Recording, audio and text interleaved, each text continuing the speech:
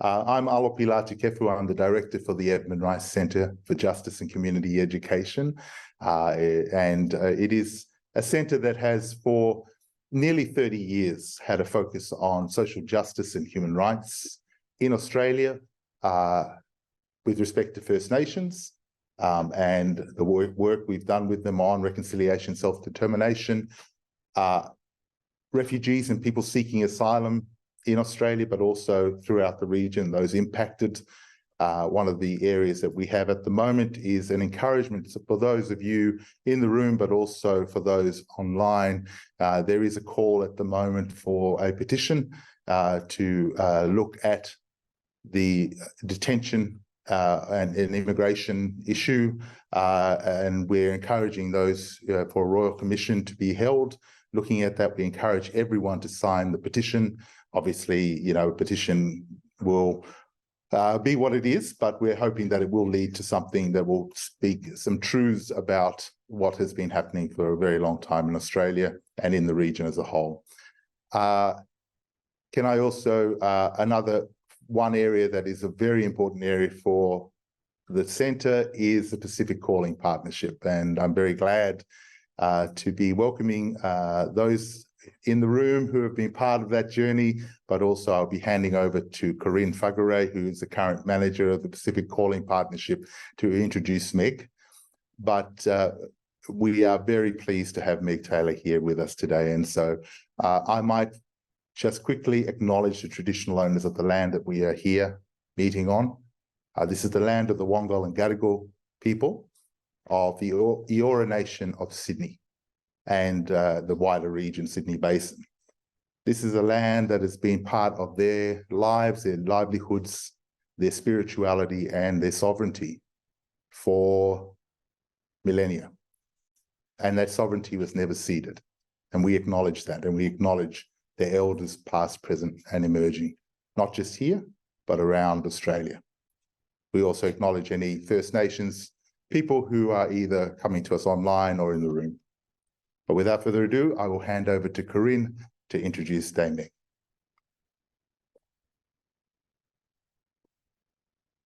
Thank you, Alopi, and good morning, everybody. My name is Corinne Fagure, and I'm the coordinator of the Pacific Calling Partnership Initiative at the Edmund Rice Centre. I too would like to acknowledge the Wongal people on which land we meet today and pay my respects to their elders, past, present, and emerging. This land was never ceded. I'd like to give a very warm welcome to Dame Meg Taylor, who joins us today. We're very honoured and excited to be hosting Dame Meg, who, amongst her many achievements, is a member of the eminent Pacific group, the Pacific Elders' Voice. The Edmund Rice Centre has been very fortunate to support the visits of other members of the Pacific Elders' Voice and host them at the centre, including the Honourable Anote Tong and the Honourable Enelesa Puanga. The daughter of Australian explorer Jim Taylor, Dame Meg had her early education in Papua New Guinea, as well as in Glebe at St. Scholastica College with the Good Samaritan Sisters. And I'd like to extend a special welcome to the Good Samaritan Sisters who are joining us today. And we're very pleased to host you. Dame Meg received her Bachelor of Laws from Melbourne University and her Masters of Laws from Harvard University in the United States. She practiced law in Papua New Guinea and served as a member of the Law Reform Commission. In 2002, Dame Meg was made a Dame Commander of the Order of the British Empire. I'm sure everyone is wondering where this term Dame comes from, so that's where it comes from. From 1989 to 1994, Dame Meg was Ambassador of Papua New Guinea to the United States, Mexico, and Canada in Washington. Until 2014, Dame Meg was Vice President, Compliance Advisor Ombudsman for the International Finance Corporation and the Multilateral Investment Guarantee Agency of the World Bank Group. In July 2014, it was announced that Dame Meg would take up the appointment of Secretary General to the Pacific Islands Forum, who you would know is an intergovernmental organization that aims to enhance cooperation between the independent countries of the Pacific Ocean. Dame Meg became the first woman to hold that post. And if that wasn't enough, Dame Meg was also an athlete who represented PNG at the South Pacific Games in 1971. I'd like to extend a very warm welcome. We look forward to hearing your thoughts on emerging priorities across the Pacific. We've left this deliberately a broad subject to enable you to bring up the issues which you feel are most important in the Pacific right now. Dame Meg has specifically asked that we conduct this as a discussion. So her remarks will be introductory and brief, but again, we'll let you decide how long those will be. And we encourage people to ask questions both in the audience and also on the online chat. We'll be monitoring the questions online. And we're really looking forward to those. And as I said earlier, Dame Meg specifically asked that this be conducted as a discussion. So we're really looking forward to your thoughts and questions. Thank you very much. And without further ado, welcome.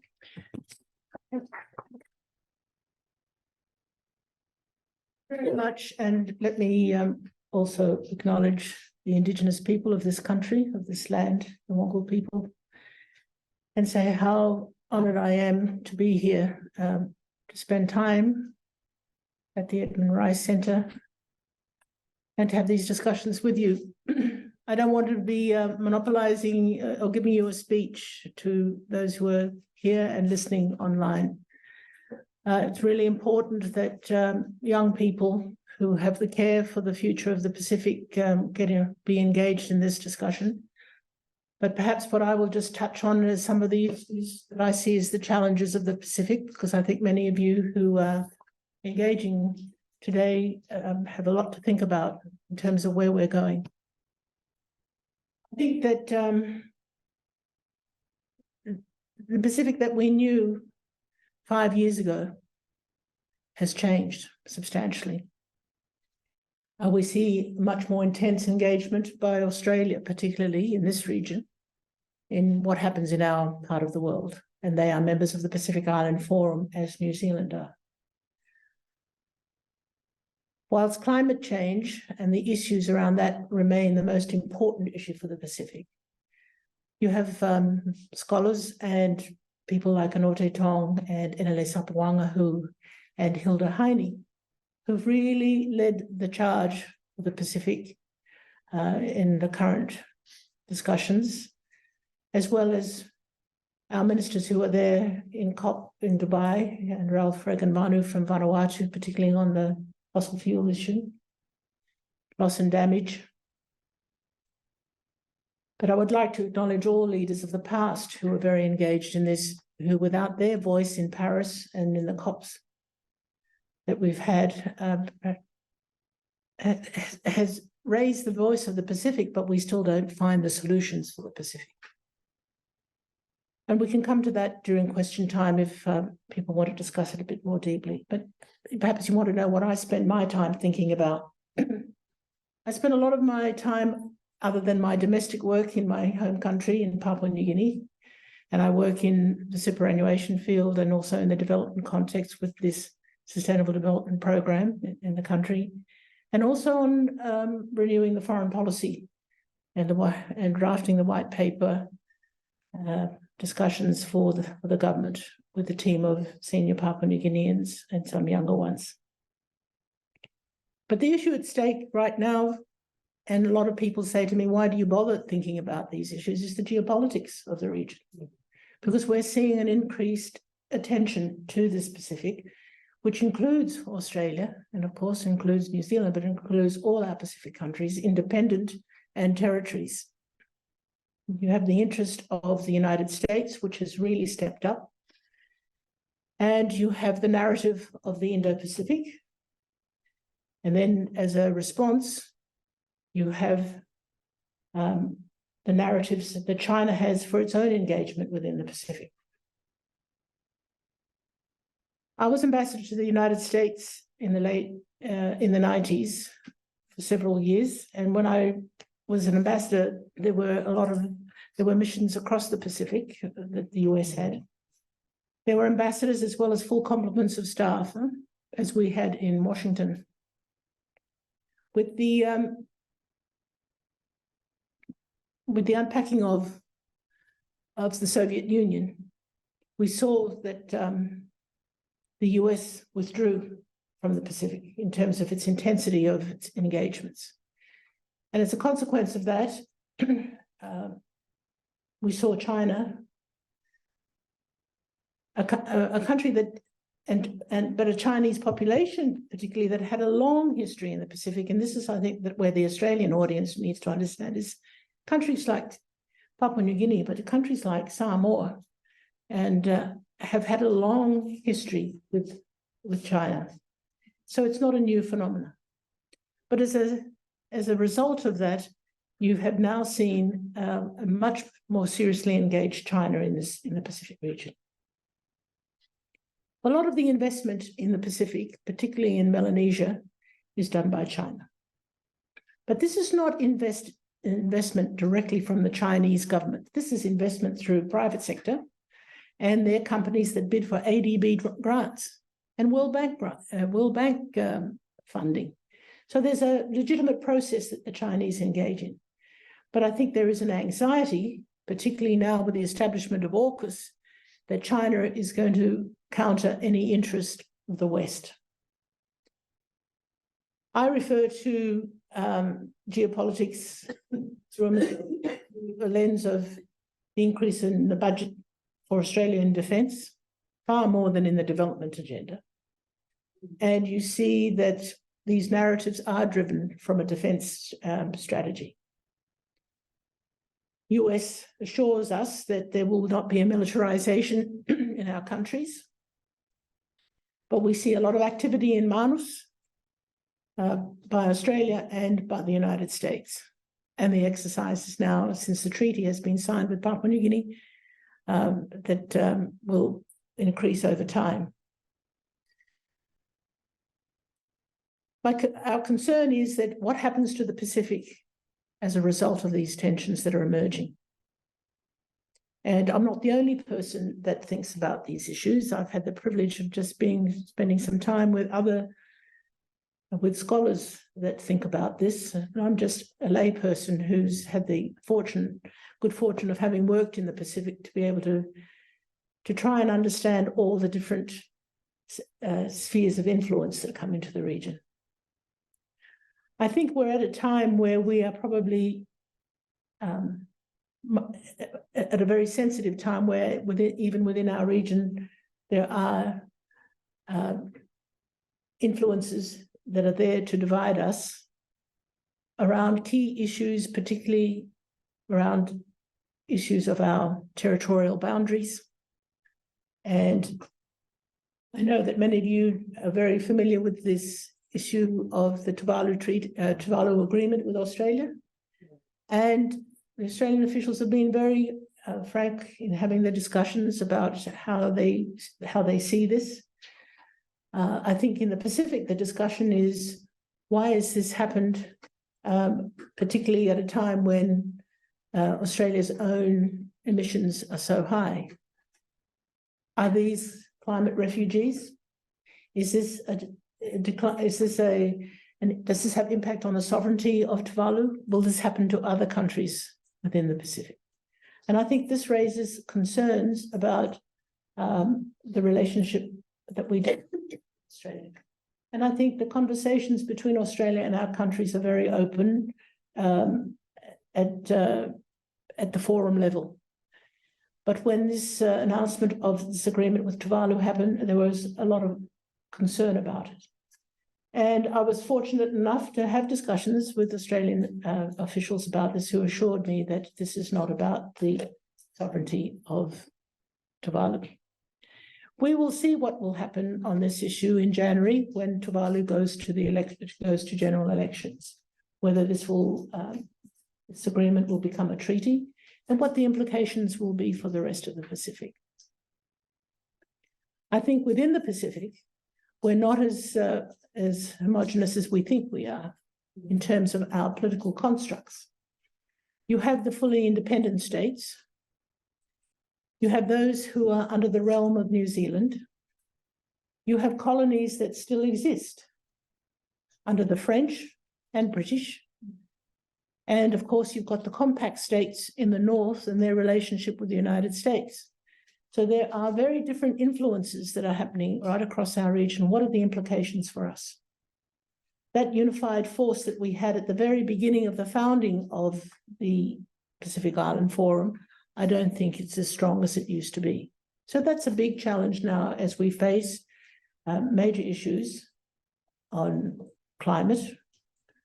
And I think the atoll states, the small island states, have really taken the leadership on that and has spoken for all of us at the COP. I think the issue of deep sea mining poses a big issue for the Pacific. The Melanesian Spearhead Group, and that's the nations, the Melanesian nations in the Pacific have taken a very firm decision that they will not allow deep sea mining in their region. How long that will be for will be tested one day. But there are other countries that are very adamant that this will happen for them. I think the challenge will always be is holding the common line. And those of you who read the outcome document from the Pacific Island Forum will see that there are some issues that have been referred to the sovereignty of states, which I find quite unusual that it should be included in a regional document.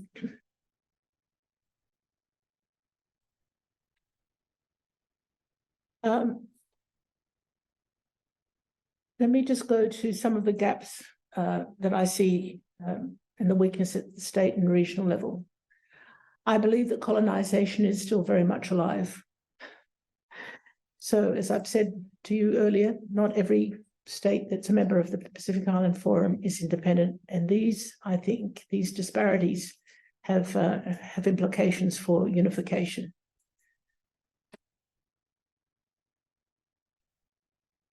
I think one of the biggest vulnerabilities of the Pacific, and we don't seem to be ashamed of depending on foreign aid. I think aid that comes into the Pacific is, it can be cleverly used to undermine one's independence. $4 billion comes into the Pacific through the Australian aid package. And to Papua New Guinea, I think it's 2 billion of that. Aid is delivered by American companies that have bought out the Australian ones that now administer aid in our countries. And I don't hear any questions from the Australian taxpayer. Why are foreign companies administering the aid throughout the Pacific? About a third of that money comes back in salaries and other packages back to Australia, and the fees that are paid to the companies that deliver. So the amount of money that is there for implementation of aid, which is done through expertise that's brought from outside with some local recruitment, in my view, poses a long-term dependency. It is really interesting to see that many DFAT, senior people in DFAT have left their jobs to go and work for these companies. And I think they probably think that they can do a better job by delivering. But until institutions in our countries are strengthened to be able to do those, to implement the aid that comes in from Australia and from elsewhere, it's really very important that this matter is addressed. But Australian taxpayers, yourselves, who are here today, contribute to that. I think it's very important that that matter is addressed. One of the issues that becomes a big discussion point for those of us who are interested in the geopolitics is the foreign policy of the Pacific nations. We have a universalist approach, friends to all, enemies to none. What does that mean when you have everybody knocking on your door? Who do you go with? What do you take from somebody? What is it that they want from you when an alliance is established? Money exchanges hands. What does it mean and the implications for the people of the Pacific and for those countries? Universalism is very much, I think, a way of conduct that is very familiar for the Pacific. We are always polite to the visitor. We always accommodate the visitor. Doesn't matter who they are. What will be the implication in terms of the long-term development and the long-term geopolitics of the region? Is it assumed that we will be partners to the West forever? Or will we also balance our relationship with China? And is there a threat that is real? Well, that threat to me became real once AUKUS was established. That was the instrument for delivery. And I wonder what is expected of us as Pacific Islands as AUKUS is developed. I think of the future, and I think that there's not enough discussion of this within our societies. I don't think there's enough discussion of this within our learning institutions. Young people are struggling, particularly in the Melanesian countries, where the institutions of learning for many are weak and the future is not positive. The establishment of the labour, the labour mobility has helped in some ways to get a lot of young people to look at a future to come and work in Australia, but it's also left big gaps in the smaller island countries where there's just not the human resources there for what they need to implement. So these are some of the things that I think about, particularly on the geopolitics, at what the future will look like if in a decade, 2 decades, the tensions arise between the North and the South. Countries like the Solomon Islands and Papua New Guinea, we are very much the buffer for this. And the relationship that this country, Australia, has with Melanesia and across the Pacific is going to be very important. I've given a much more like a broad point of view here. I haven't gone deeply into these situations. I've written written papers on this in terms of how I see the Pacific as being undermined, but I'd be interested in what's on your mind and see if in my responses to you, we can dig more deeply.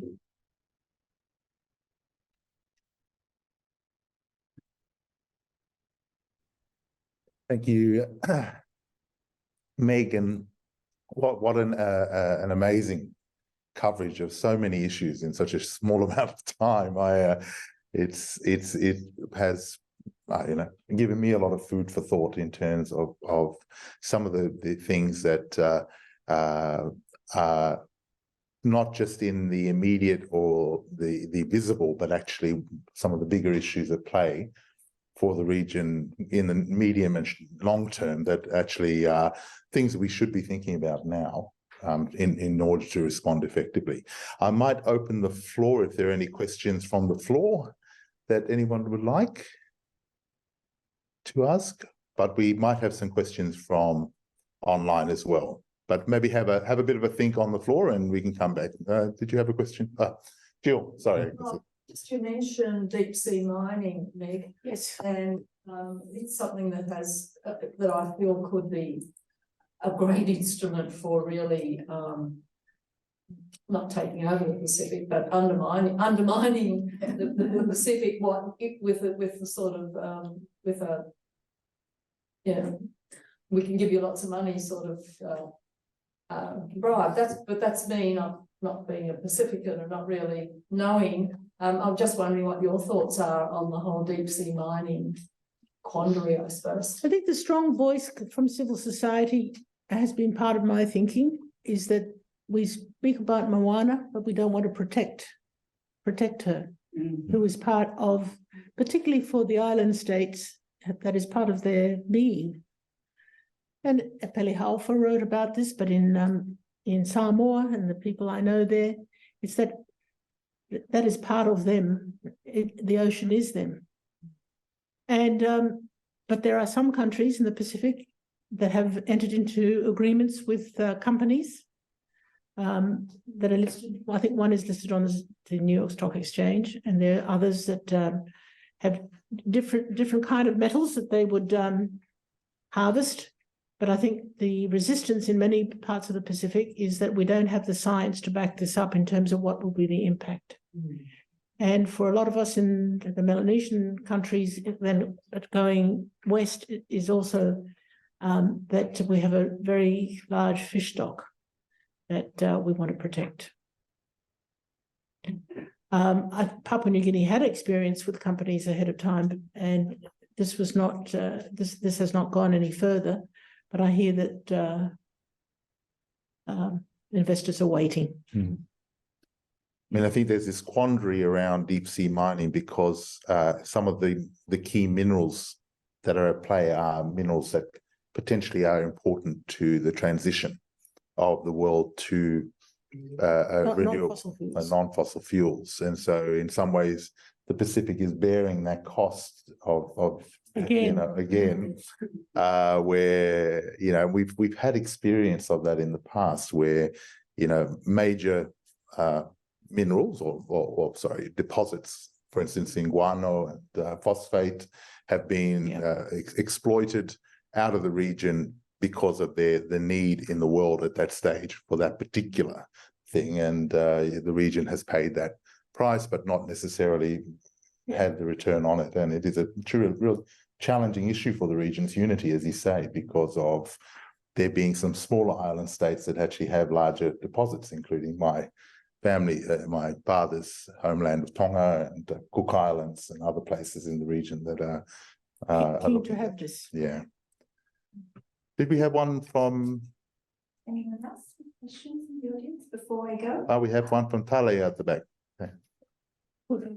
So much. I kind of have two questions. I was wondering what you thought of the recent Australia and Papua New Guinea bilateral security agreement that was just recently announced. And related to this, I know there's been an uptick in militarization of the Pacific, but also there's this issue of increasing, funding to policing as well. So I was just wondering, and policing is part of that agreement. So I was just wondering what you thought about the relationship between, increased funds directed to policing and military in the Pacific. Thank you very much. I have not read the text. It was announced yesterday. I don't think the text has been shared with many people in the country. Even I had some correspondence this morning, but I don't want to make a comment in terms of the detail. I understand that it is to support the police in Papua New Guinea. I think if I was living outside, I'd be thinking, what on earth is going on? But living back home now and seeing, there are two places that I think are four that I think where every year you should have a consistent budget and should know what the allocation will be in percentages. That should be in education and in health. They're the two critical services for your people. Then if you're going to have an army, then know what you're going to give to the army every year so there's no other dealings going on. And for your police, for the safety and security of your people internally. And we have seen that decline in Papua New Guinea. And I think the Australian response was not a hurried response by Papua New Guinea. I understand these negotiations went on for some time. And perhaps in 6 months to 12 months, Talai, I'll be happy to have a discussion with you just to see what the responses are. Our Commissioner for Police, I have a lot of respect for. I think he runs an organisation that is really poorly funded. And people have to help themselves a lot of the time because we just don't have that. You have people, a police force there, but you have to have to be able to do your work as well and have the resources to be able to do it. Funding of the military, I think that should be from your national budget. I mean, and the police. But if it's not going to happen, then how we account for the expenditure on that is going to be important.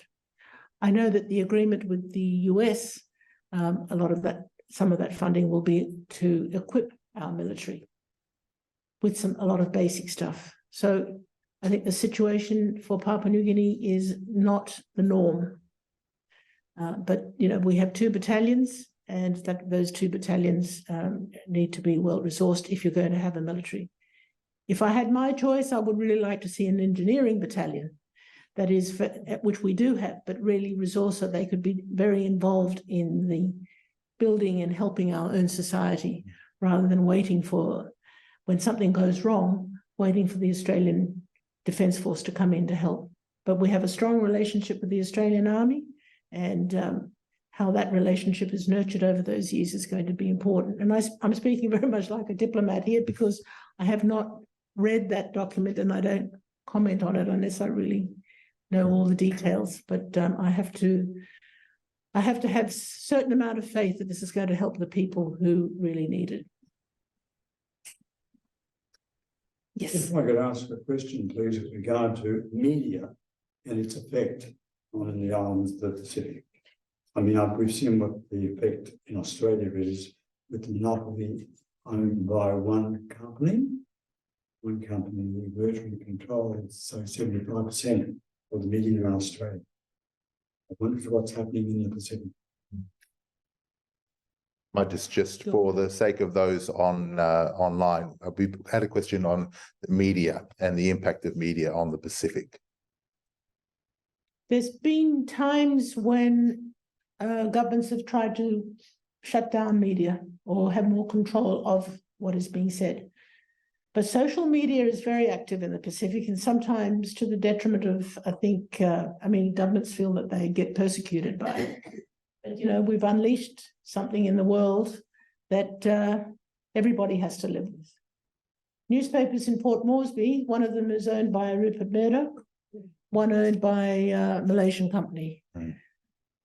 People do read the papers. And in Fiji too, I'm not sure who owns the Fiji Times. I think Rupert Murdoch.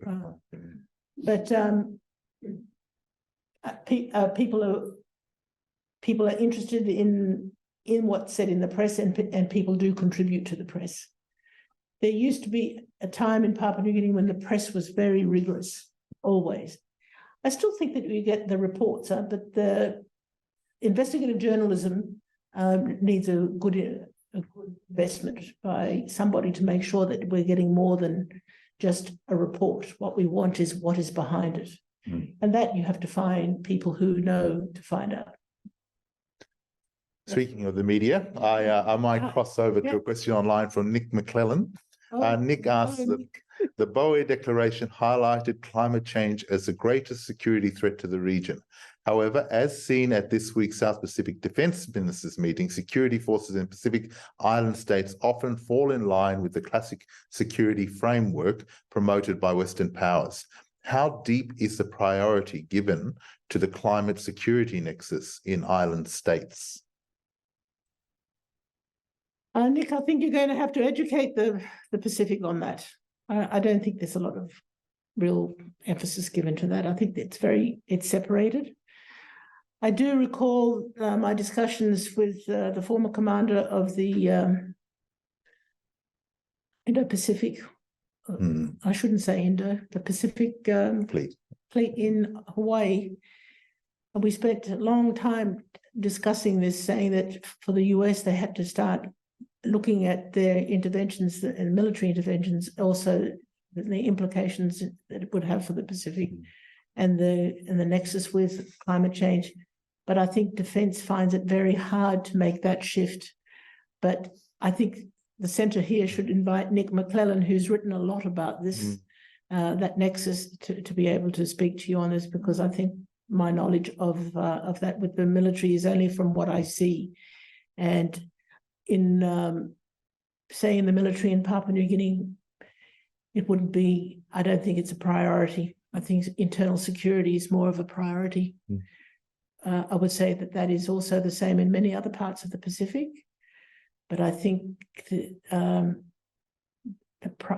focus right now in particularly in Fiji, was the dialogue we had around looking at the peace nexus. What is that going to mean for the Pacific? Does that help? Does that help, Nick? You can respond. I know Nick well, and he's very clever. We also have another question from Glenn Stafford. What are your views on COP31 regarding Pacific nations and community engagement and the role of the Australian government? Is this the? This is online. Oh, sorry, the joint bid. Australia Pacific. For Australia too. Oh, yeah. Well, Pacific Elders' voice has been very clear on this. There are conditionalities that, I mean, we think that you just because Australia says we want to host a COP, that we all just don't jump in and say, oh, this is great, and the Pacific go with you. There is a real angst in the Pacific about the greenhouse gas emissions here in Australia and Australia's contribution to that. You know, there's coal industry here, the new coal mines being opened. There is also a big lobby in the Pacific around fossil fuels and the transition of fossil fuels. We need to see some real steps that Australia is making. And I've got to try and understand what the Australian government is trying to do.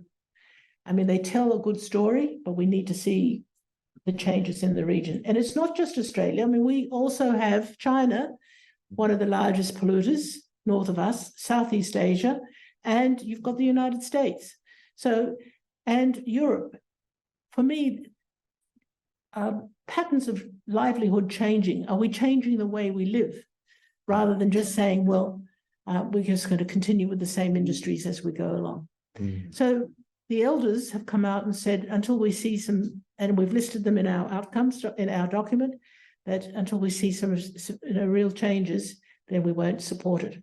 But we, unfortunately, are not the prime ministers or the presidents or the secretary generals any longer. But we believe we have a voice that we should speak closely with young people and say, think these things through before you jump in and say, oh, that's great, let's have a big conference here. What are we going to achieve by it? What we want is some substantive changes right through the Pacific in how we all live. And if you look at the fossil fuel industry and how much fuel comes to all our island states for our energy source, there you are, right there. And who benefits from that? Fossil fuel companies from where? A lot of them would come from the major countries in this region. The investment in renewable energy is going to be really important for us, and we want to see that happen first.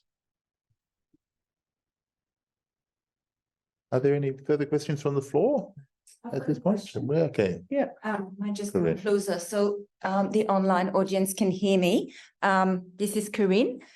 I wanted to ask you a question about climate displacement, Dame Meg. The Tuvalu, I mean, part of the Australia-Tuvalu agreement is a recognition that they will probably be some level of climate displacement and an offer to for a certain number of Tuvaluan people to migrate to Australia as a recognition of those impacts. Climate displacement is an emerging issue, both internal and external displacement is an emerging issue across the Pacific. It's very difficult as an Australian organisation, as the Edmund Rice Centre, to know how to position ourselves with that issue. What can we advocate for? What should we be advocating for? I mean, of course, we acknowledge that Australia and advocate for Australia actually stopping fossil fuel exports and opening new coal and gas mines. But beyond that, we may still face some issues of climate displacement. What should we be advocating for? Curious to hear your thoughts on that. Specifically with Tuvalu, I think you're very close to people in Tuvalu. You've got to listen to what Tuvalu says. And I think you're doing that. I think that the elections in January is going to be very, very telling about what the position of the people in Tuvalu. I understand that at the recent sitting of Parliament, some of the opposition voted with the government to defer the issue of consultation with the people to the January election. That's going to be very telling for all the Pacific as to what the reaction of the people in Tuvalu. I think Tuvalu has also bigger issues that they are facing in terms of the recognition of their statehood, because they will lose, as other atoll countries will lose their land, and that reference has gone to UNCLOS now for determination of what the issue on statehood is. But I think that displacement is not just for the atolls. Fiji has had 3, I think, migrations of people moving from the coast to higher ground. There's a wonderful story where men went ahead to build the houses for the resettlement, and when the women arrived, there were no kitchens. I saw that on a news broadcast. I thought that was extraordinary. But I think that, you know, in my own country, it's really interesting that there is little discussion of climate impact on the smaller islands, like in Milne Bay and in Manus and New Ireland and places like that. And along the coast of Papua. There's always the discussions around the forest, and you've seen that France has given a substantial amount of money now to Papua New Guinea for the retention of the forest, which is very important, because that in itself is the 3rd largest contiguous rainforest in the world. And if that's all harvested out, the implications for Papua New Guinea are enormous in terms of what will happen in terms of livelihoods. But I think in terms of our carbon, we're carbon neutral at the moment. Work is being done to try and look at some other countries want to trade their carbon, do carbon trading in Papua New Guinea, which has been pretty crazy, with people telling everyone that one company that came from India traded and told investors down here, reputable organizations in Sydney, that wanted to trade their carbon credits, and that we had railways and everything in the country. We don't even have one. But I think all these things have to be thought through, that climate displacement is going to happen if we continue as we are. If, from my understanding, if Greenland ice cap melts, the world's oceans will rise 7 feet. That will have a big implication for all our atoll and island countries. So what's going to happen there? Have people thought about what migration will look like? I am sure that people have thought about migration will look like. Some countries, like Kiribati, from my exposure there, the narrative changed from climate migration to no, we are not going anywhere. This is our home and this is where we will stay. And I think this is where I think as institutions and people watching is our sensitivity to how people identify themselves and how what their narrative is for their country. And you may think in some it's unrealistic, but for them, it may be their whole essence of the unification of themselves with their ocean state. That's the way I see it. Thank you. I did have a second question actually regarding offsets, carbon offsets that you just briefly mentioned. But before I do ask that, I just wanted to check in with the audience and online to I'm not technically competent on the offsets. Yeah. Fair enough. I might actually just quickly ask a question, if that's okay, because I was very struck by the many different issues at play. Yes. And the many complexity that Pacific leadership are facing going forward. And the question I had for you is, what do you see in terms of you came through a time of great hope for the region and for Papua New Guinea and for, you know, this opening up of the region in the post-independence period for many countries. For this younger leadership taking on, if you like, the next phase and responsibility for the region, what sorts of skills in leadership do you feel are needed and required for the future. And, you know, in terms of facing these challenges, what sort of things do this younger cohort of emerging leaders need to be starting to build in their, I guess, back pocket to be able to respond effectively? And given it's not just about their countries and the countries that they may have responsibility for, but often about international engagement and international leadership they may have. Well, that's a complicated question. Many issues in that, huh? Very different times in the emergence of our Pacific nations when we became independent. Huh? Samoa first, Fiji, then Papua New Guinea. Incredible time to be young and alive and work with Chief Minister Michael Somare at self-government and then to independence. And often, you know, I get young people saying to me, because they see pictures and they see old films that our television shows and says, it was so different when you were all younger and doing things there. And I said, yes, it was. It was safe. Women had great hope because before independence, there was the 8-point plan. And in that plan was the equal participation of women in the economy and in political life. And that was like the pillar that you knew Somare and his cabinet would stand right behind you if you needed that. And I think our countries are all very different. Huh? You've got the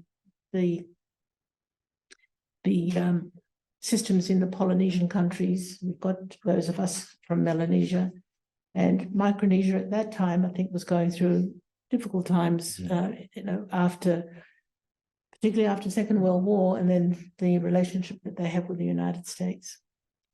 The situation has changed dramatically. Leadership from all over the Pacific, but in my country, the back pocket can't be full of dollar notes.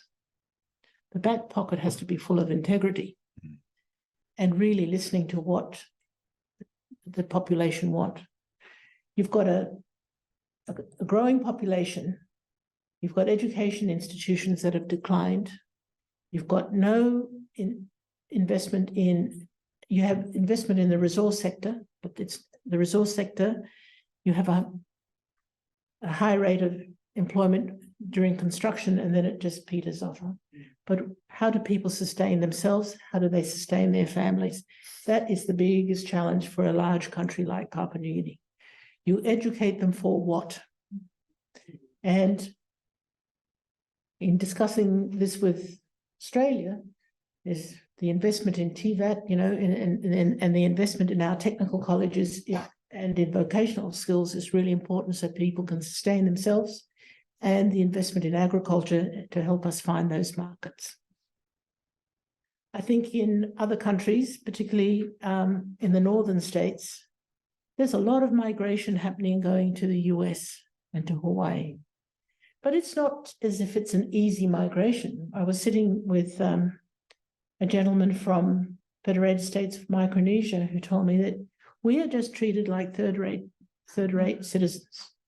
The Hawaiians look down, you know, the other native people of those countries look down on the migration that happens from those northern Pacific, and the opportunities that are given to them is not on an equal basis.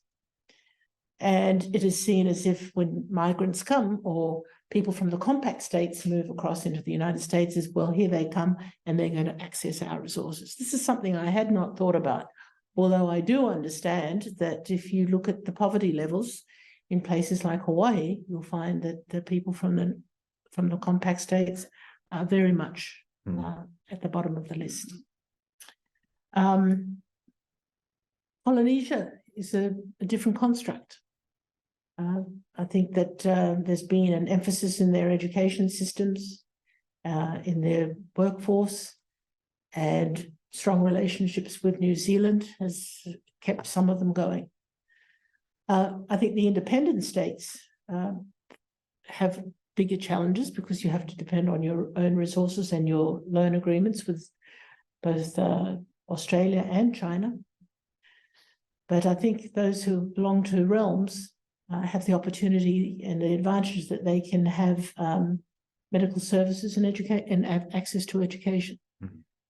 that causes an imbalance in who we are and how we function. And to find a unified force in that is going to, I think that there's interference already starting. Right. One of the issues that I didn't raise and I want to raise was how you see the voice of the Pacific comes out very strongly on some issues to start with, and over time it gets worn down, and by the end of a meeting, everybody says this is okay. And this is the disposal of the Japanese nuclear treated water waste. Have you been following that? Yes. That is a huge impact on our fisheries. Huh? Yet some of the leaders came out very strongly against it, and now they're saying that, well, you've got IAEA watching this, so we want to report every quarter, etc. But this is fundamental to goods in the Pacific. Transportation of nuclear through nuclear submarines, and Australia's assured the Pacific that they're not going to be moving nuclear weapons through the Pacific, the Treaty of Rarotonga. So a lot of what we had as a framework for our own lives is now unraveling. And I think the next 5 years is going to be really important how we rebuild that within the Pacific. Sorry, that was my diversion. No. Good. We've got a question from the back from Farid, and then one from Jill Thank again. you very much. We understand that international relation is not always fair and is not always democratic, particularly on the United Nations Security Council level, where 5 countries have veto power and can intervene militarily to other countries if they find that their interest is threatened. Do you think there is threat to the Pacific Island countries to their sovereignty, or is there a risk of military intervention by the United States if they build a closer relationship with China? Yes. What can those countries do to prevent it? Keep talking. I mean, that's what diplomacy is about at the highest levels, is to have those conversations and find out what those relationships are. Yeah. But as I said, our relationship with China in the Pacific, they're not new relationships in many of our countries. In Samoa, I'm told by the Samoans, and I'm sure in Tonga too, the relationships, but when I go shopping in Tonga, I have to have a Tongan translate for me because all the Chinese there speak Tongan. Very interesting. But I think one of the great emphasis has been that China is seen as a country that invests in what we say we want, and that is infrastructure. Secondly, they offer scholarships for our students. We have lots of students in China from the Pacific, lots and lots of students that are going and will continue to go. And that is a long-term investment. How many scholarships do we have from the United States? Now the US is starting to realize that, it's not just, and yes, we've had students that go to the universities in Hawaii, but our students, I went to study in the United States because at that time they offered Fulbright. They've cut the Fulbright back. And I think that education of our young people in Australia, in New Zealand, but in the UK, and they're offering scholarships now, and also in the United States, is a way of building relationships and understanding each other. And likewise, you've got the New Columbian plan here, and in the Pacific Island Forum, they've got 2, I think, young people at the moment spending time there. Is those exchanges of who we are. But the broader military interest is that if China, I think it became exacerbated in conversation when Solomon Islands switched from Taiwan to the relationship with China, and because of its closeness to Australia. And that's understandable for concerns to be raised, but it doesn't mean that Solomon Islands has not thought this through. I think we have time for one more question before we end. Jill, I might give that opportunity to you. Following on from similar theme, and that is you mentioned AUKUS with there seem to be a lot of questions about the value of AUKUS to the Pacific, and I think the Pacific leaders have said a lot against or concern about AUKUS. It keeps getting presented as it's going to go ahead. That's the feel you get. But former Foreign Minister Bob Carr has spoken very strongly against AUKUS, and with very authoritatively, as he is. So I kind of think, well, is there a hope? Do you think will the Pacific? You said Pacific leaders fade away in their objections. Will they persevere, or In the Pacific, in the communique that came out of the Pacific Island Forum, just after the meetings in Rarotonga, the Pacific leaders appreciated Australia explaining what AUKUS was all about. But in the very beginning, when it was announced and nobody had been consulted, I think there was shock in the region that all of a sudden, what does that mean for us? We are caught in the middle, and you've got the West. AUKUS became the instrument of the Indo-Pacific narrative, and which was in 2017, I recall,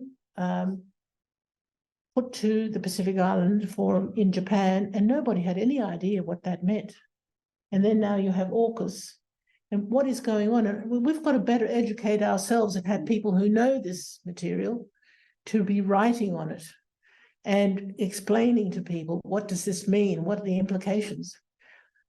It's interesting that, I think it was Paul Keating too, wasn't it, who spoke against, am I correct? And Bob Carr, but it's interesting that I don't hear a public debate in Australia about it at all. And all of my friends, when I raise it, they say, what, you want China to be running this place? What I've seen in the last year has been an increase of the visits by the Pacific to China as well, for good diplomacy. If I was Prime Minister of a country and I just went with one side, I immediately set up a tension, and I can't afford to do that as a small island state. But we trade with China. Australia trades with China.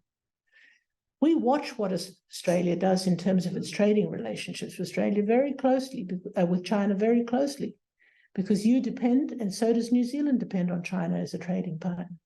But militarization is a very different thing. This is about how our territories are used for defense. And if you see what's happening with the US now in Palau, that's becoming, and if you talk to the Guamese about it, a very different picture that is being given in terms of just how they think America will use Manus, and that is the concern for us. If I may, I might just take Chair's prerogative because I wanted to add on to that question on how the Pacific can avoid conflict in the region. I mean, last time conflict was drawn into the region in a major way, obviously, was World War II. And the Pacific at that stage was a region that had very little ability to bring a collective voice together. And I guess, are there lessons from the past and approaches, and given the recent past, or approaches of a unified Pacific that can be mobilized in the interests of peace and maintaining a long-term. It's interesting that you mentioned this, the word peace again, because the Prime Minister of Fiji is really trying to develop this. It's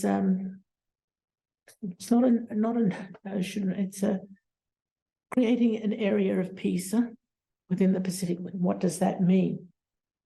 What does that mean? I mean, the Fijian troops have always been the peacekeepers in the Middle East, but I think this is much more broader about I haven't spoken to him, so I don't know. But my interpretation would be that about neutral space, where you have a place where people can talk and people can find solutions so that we don't have the conflict that we're having.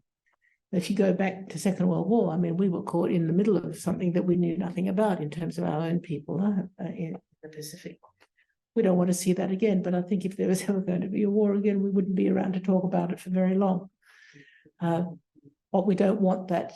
I think that the role that the Pacific has played now is that many nations have a strong relationship with China, and they will continue. They'll have a strong relationship with the US, and they will continue.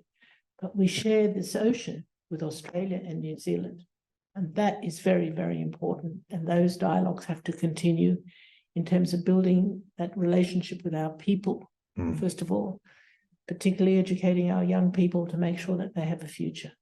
Because it's when that kind of people feel that they are disengaged from their own society and have nowhere to go. For many of us in the bigger countries, the security issues is our internal security, is protecting us, trying to make sure that we have a greater equality in our own nations. I think that's a perfect point to finish up our wonderful discussion. Can I ask everyone to give Dame Meg a Thank you. And thank you for everyone online. And I'm sorry we couldn't get to all the questions, but we'll keep the conversation going. And we will be putting a Just a Generation out with Dame Meg, who's agreed to be a guest on that. So keep an ear out for that when we release it. Okay, everyone. Thank you very much. Thank you all for coming.